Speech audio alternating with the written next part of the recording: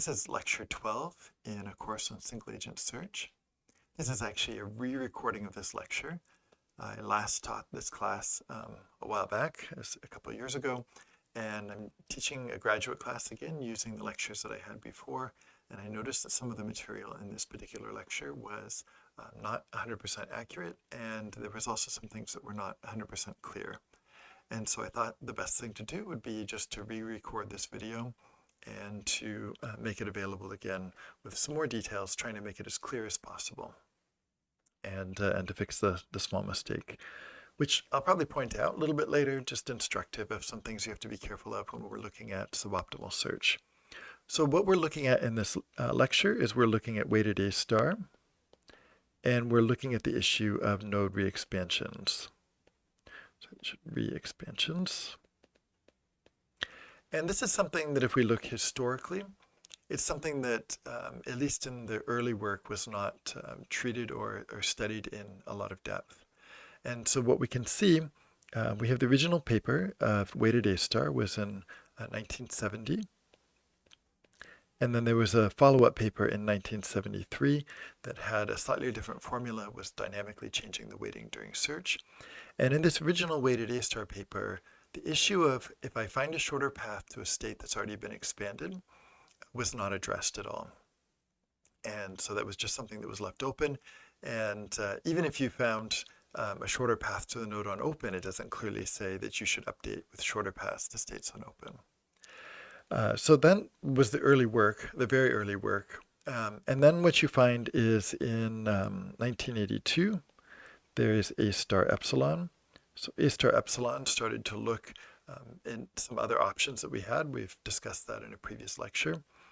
And in 1984, there was a book called Heuristics by Judah Pearl.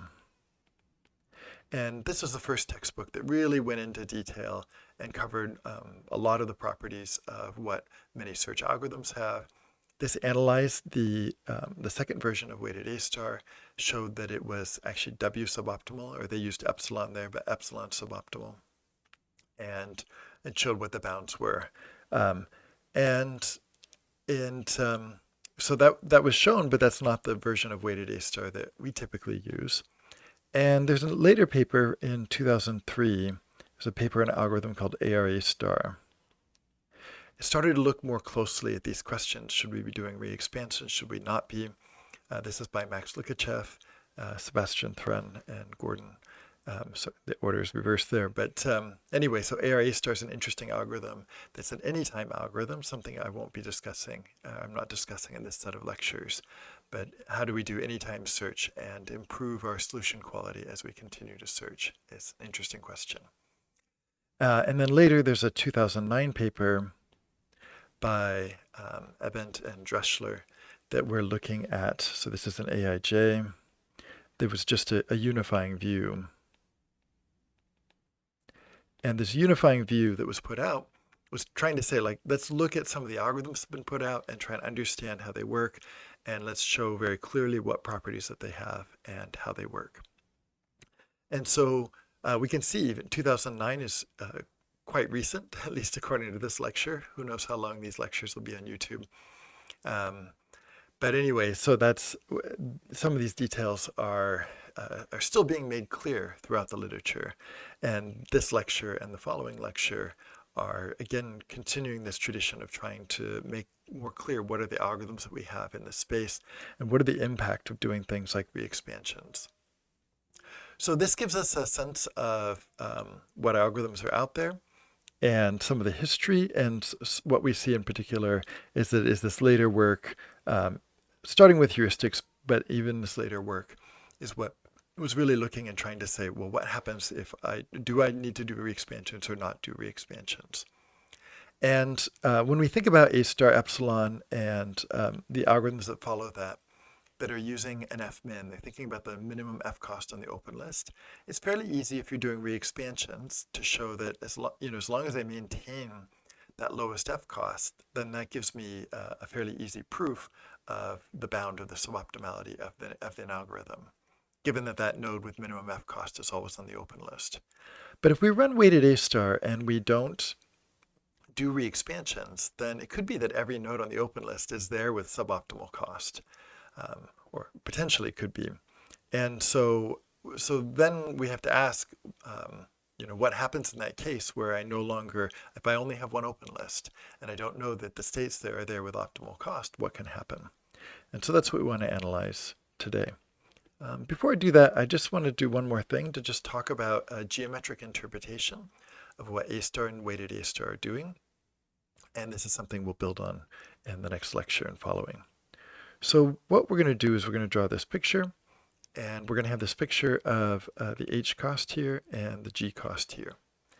And when I do this, what happens basically is every node in the state space is potentially a point in this plot if we're plotting them here. So a state, the start state is going to have a given H cost. G cost is 0. It's going to be a point on the H axis. And as we do our search, we're going to start to be plotting states here as we find them with a particular G and H. Now, with A star, we always will be expanding states with optimal G cost. And so we don't really have to think about the difference between the shortest cost, what I could call G star would be the minimum cost from the start to a particular state, versus the G cost that I have during the search. Although with weighted A star, since there may be a difference there. So if I'm running A star in this problem, we can think about what are all the states that have exactly the same priority.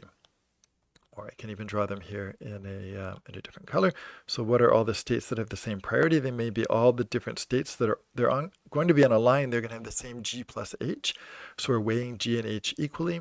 And therefore, we can think about a diagonal line here are all the states that have the same priority. And as we do our search, we're going to move this diagonal line through the state space. And we're going to we're always taking the minimum G plus H, and then when all of those have been expanded, the line will go up to the next minimum and the next minimum, and the search will progress across the state space. So weighted A star is doing this with a diagonal line that's sweeping across the state space. And so that's that algorithm. If we're thinking, however, about weighted A star, we can think about what are two states that have the same priority. That's going to depend on our weight, but what's happening in weighted A star is when I think of G plus W times H, what we're going to get is we're going to get a diagonal line. Okay, so when I think about all my states out here, I'm going to get a diagonal line that is, again, sweeping across the state space, but now with a slope here.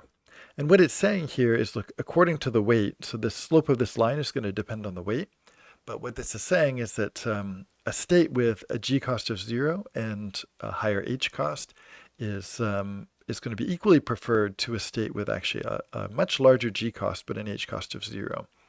And this is telling me something here about the suboptimality I expect to find during my search, because then I might have a state here that could be the optimal solution. So it could lead me to some optimal solution, which would be sitting right here, but I'm willing to take something that has a higher suboptimality, and this is actually going to be our W suboptimality. So given that geometric interpretation of how a search is being done, and in later lectures, we'll show how we could do other types of suboptimality, which we can do other things besides straight lines.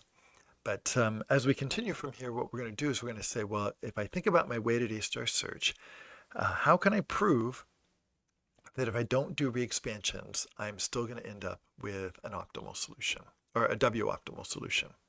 That is no more than W times the optimal solution. And the way we're going to do this is with a proof by induction. Okay, so I'm going to change our priority function here just in preparation for what's going to happen later. And what we're going to say is we're going to write weighted A star as F is equal to G over W plus H. And the reason why we do this is that and we're going to make some assumptions a little bit later. This is going to change our F cost to, our F cost is now not saying what is the cost of the solution we're going to find, but it's actually an estimate on the optimal solution cost. So G over W is what I'm saying is my g-cost could be up to w times suboptimal. So if I divide by w, then that's saying that this could be the minimum g-cost we could actually find. And then h-cost is, of course, just the h-cost. So this tells me how short the shortest path could be, given the path I've got so far. And then h is telling me, and how far do I have to go? Now, if I just multiply everything by w, I'd get g plus w times h. My f-cost would change, which would shift the relative values. When I think about these lines here, it would shift up, what is the line at f equals 7? That would be a different value, but relative to each other, all the states would have the same relative values, and therefore we would expand them in the same order. So it doesn't matter if I use g over w plus h or g plus w times h in terms of expansions. So what we'd like to show here is that if I use this, then I'm going to find W-optimal solutions. And so what we want is that we just want to show a general property, which is if I use this f-cost, then we're going to say if we expand a node n,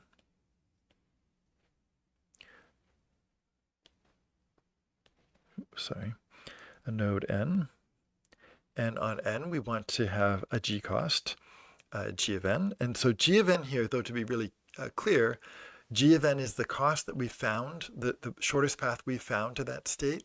We'll use g star n to say what is the shortest path to that state, regardless of what we found. So I'm going to say g of n is w optimal. Okay, and what does it mean to be W optimal? Okay, so what that means is that if I have G star of n and I multiply it by W, so that needs to be, that's my optimality, and so I want G of n to be less than that. Okay. Okay, so that's what we want to prove, and we're going to do this by induction. So we're going to think about induction over expansions when we start our first expansion and then continue. So if we think about our first expansion, the start state, so our proof by induction, then we have the start state. The start state is f is equal to g. G is the g cost of 0 in the start state, plus h. And because our heuristic is assumed to be admissible, actually, and so here I should say this, we're going to assume that the heuristic is both admissible and consistent. So if my heuristic is admissible and consistent, then the h cost is going to be a lower bound. So for the start state, then when we expand it, it will hold that it is W optimal. In fact, it's expanded optimally. Okay, and then in the induction step, we're going to consider that we've done a bunch of expansions, and then we're going to ask what happens after the next one. So, so the induction step is n minus 1 states, and we assume that they are W optimal. Okay, and so given that our next n minus 1 states are W optimal, we want to prove that the state after that is going to be W optimal. And if that's the case, then we'll have proven that. And we're actually going to do that as a proof by contradiction. And to think about what's going on here, we want to draw a picture. So we have some picture where this is going to be the closed list. And we have a place where we've originated our search. We're calling the next node, we're expanding n. Here we've just said this node n is always going to be optimal. So we're going to say, here's some n that we want to expand next. And the question is it W optimal? So there's a couple of things we can reason about here. So the path to n is going to go through the closed list. There is going to be some parent here of n. We don't really need to reason about it, but we just want to think about, in our proof, we don't need to directly reason about it. But for thinking about the logic of the proof, it's useful to think of this node, the parent of n. And for the parent of n, so call this P1, what we know is that P1 is W optimal. And that comes in the first n minus 1 steps that we've done so far. So we know that, and then we've gone from P1 and then we've expanded n, or we're about to expand n. And so what that means is that in this last step of going from P1 to n, we're going to be somehow introducing some large amount of suboptimality that's going to cause us no longer to be W suboptimal. Okay, so if this is the case, so we wanted the case that there has to exist. So this is how we're going to get a proof by contradiction. Is if n is not going to be W optimal, there must be another path that gets us from the start to n that is going to be shorter. In fact, so much shorter that it's going to cause the path through P1 to not be W optimal. Okay, so we're going to assume that a path to n exists, and that this path is going to be so short that it's going to cause n to not be W optimal. Okay, and we're going to say this path to n exists through Q such that n is not W optimal. Okay, so we're going to make this assumption, and so we're assuming that such a path exists. We'll derive the properties of such a path that it exists, and then once we see the properties of that state, we'll be able to show that in fact this can't happen, and therefore this state n actually has to be W optimal. So what is the picture of Q? So Q is going to be some other state here, and going to continue on to here. Q is going to also have a parent here, P2. We'll talk about that in a second. And what we're assuming here is that Q is going to be the optimal path. Okay, so if there exists a shorter path, then we should just reason about the shortest possible path. Okay, so we want the shortest path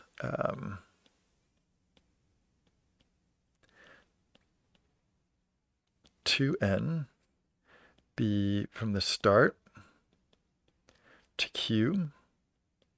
And actually, it could be a little bit more precise here. So let's not go to Q. It's going to go from the start to P2, from P2 to Q, and from Q out to n. Okay, so we're going to have a new shortest path here. Or we're thinking about the actual shortest path. And I mean, in general, this is going to be the case for suboptimal search. There always could be some shorter path out here. So let's think about the shortest possible path that's going, again, from the start to P2. So P2 is the parent of Q that's in the closed list. Then Q is going to be the node on the open list, which is on the shortest path. And then we need to go from Q to n. I'm not going to prove it here, but it's not hard to show that if there is a shorter path from the start to n, that that path must go through the closed list, it must go into the open list, and then it must reach n. And so the sum Q must exist. It is possible that Q itself is n, but we can look at the end and see that this doesn't make any sense when we get to the end of our proof. Okay, so let's think about what's going on here. So what we need to say, or what we want to say, is that the shortest path that actually exists to node n, as we said, that's going through Q. So that's the state right here. So what's the length of that shortest path? The length of that shortest path is G star of Q plus the cost to go from Q to n. And just to say, where did I make a mistake in the previous video? In the previous video, I didn't use G star here. I actually just used G of Q. And so we have to be very, very careful here. Example number 1 is very easy to make mistakes when we're thinking about suboptimal search, or just even in A star, right? Nodes can be on the open list. They can have a G cost that is actually not the optimal cost. In A star, it is when we expand the state, but before that, they may not be. And so in this case, we need to be careful about that too. So we want to think about G star here, not just about G. And so this is the cost of the shortest path. And what we're going to say is we're going to assume that the cost of this path is going to be less than, so we're going to assume that, that our g of n is not bounded. So we're going to say that this is going to be less than the cost of g of n divided by w. Okay. And again, just to explain this, what's happening is we're saying here, look, I've got this path to n, and we want to assume that it's w optimal. So for contradiction, I'm going to assume actually that this path is not w optimal. And that means there must exist some other path that I didn't discover, such that that path is more than w times smaller than g of n. Okay. And g of n over w, if we just think about here, then that's g star of n. So what we could be thinking is, g of n over w is less than or equal to g star of n. That's the property we're expecting to hold. We're going to say that there's going to be a contradiction. So what we're going to say is not less than or equal to, but g star over n is greater than g star. And here we've broken down g star into g star of q plus the cost to go from q to n. Okay, so hopefully that's clear. There's a couple different ways of looking at where this is coming from. So we have g star of q, we have the cost from q to n, and then we have g of n over w. And what we're going to do, the first thing is we're going to think about the cost from q to n. And we want to think about this in terms of consistency. So what does consistency say about a path that goes from the start to q and then to n? Well, what it says is that the h cost of q has to be less than or equal to the h cost of n plus the cost to go from q to n. Okay. And so this is the definition of consistency. Let me just set that aside.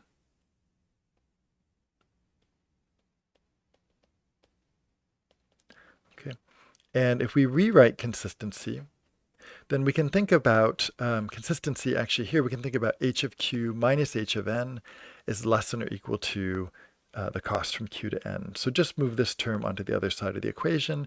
And then we know that c of qn is greater than the difference of the heuristics. And since we have this here, we can substitute something smaller in its place. So we can substitute g star of q plus, and then something smaller is h of q minus h of n, and that's going to be less than g of n over w. Okay. And now what we can do is we can move our heuristics around. So we're going to get g star of q plus h of q is less than g of n over w plus h of n. And on the right-hand side here, now we might recognize this is the same thing that we're using up here as our weighted A star F cost. And so what we can say is the, over here, this is equal to the F cost of n. Okay.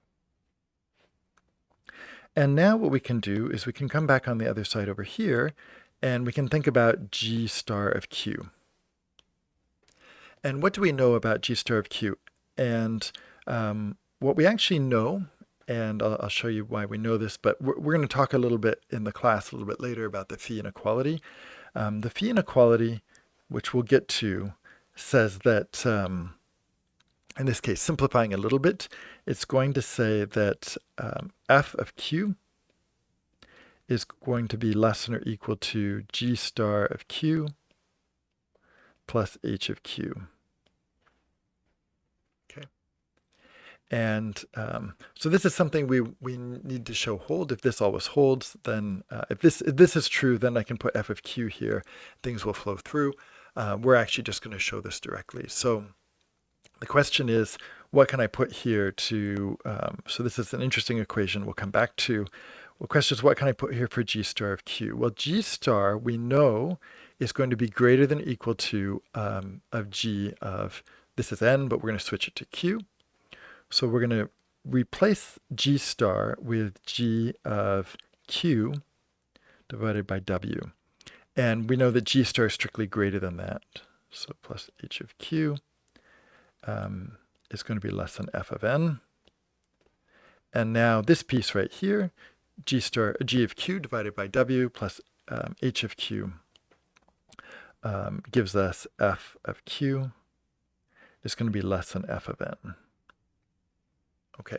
Now, I just want to point out some things here that is an assumption that's going on here, and then we talk about what did we derive here. So if there is a shorter path, so what this is saying is if there's a shorter path that goes through Q and then goes to N, Q is the state on open, then Q must have a lower F cost than N does.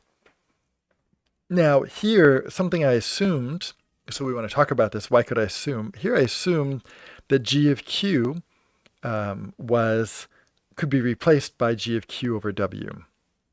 Right, so this is the property that we're trying to show holds for every expansion. So the question is, why can I do that? And the answer is I can't do it in general for nodes that are in the open list.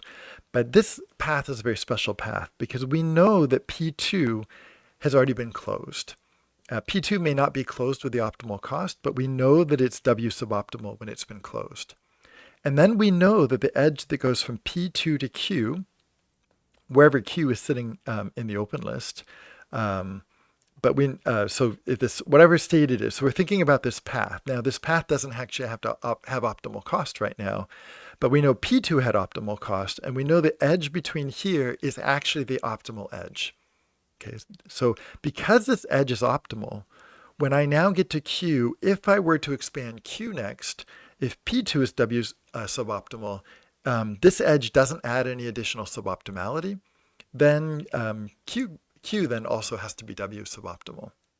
So I know on this particular path, that is the one that is the optimal path, that Q actually has to be there with, actually has to be bounded. So that means that I can do this substitution right here, and doing the substitution is because I do know that Q is bounded. Now we've said that F of Q must be less than F of N. So if F of Q is less than F of N, then because this is a best first search, I would expand Q next. However, we did not expand Q next, and we instead chose to expand N next. Therefore, there cannot be any node Q on the open list, because if Q did exist that gave me a path that caused N to be more than W suboptimal, then Q would have a lower F cost. Since there are no states with that lower F cost, there cannot be a state that would cause F of N or cause N to be more than W suboptimal, and therefore W is bounded by W suboptimality, and we can expand N next. One thing to note is I mentioned earlier that the path, this Q has to be the next state. Well, maybe it is just N itself. Then you'd get F of N has to be less than or equal to F of N, so that doesn't make any sense. That's also a contradiction. And then the last step, of course, is when we get to the goal, then so this is the proof by induction, which is now complete because the induction steps shows we made an assumption here, which was trying to show a contradiction. We showed a contradiction, and therefore the induction goes through. And that means when we expand the goal state, that will be the case that G cost of the goal state will be less than or equal to W times the optimal solution cost to the goal. And so that gets me there. And that gives us a proof for weighted A star that without doing node re-expansions, that this is now the optimal path. It's a W optimal path to get to the goal. And what is going to happen in later lectures is that we can then show how we generalize the same process, not just doing a single thing like F equals G plus H, but we're going to generalize with the general notion of what our F costs could be. We're going to call those F costs, we'll replace F with phi. That just makes those functions a little bit clear. And then we'll be proving that this property holds upon every node expansion. So that's what's coming up next. And hopefully this new lecture is clearer than the old one that's out there. I will be removing the old lecture and putting this in its place. But there we go for today. So thank you for attending, and hope you'll enjoy the rest of the lectures.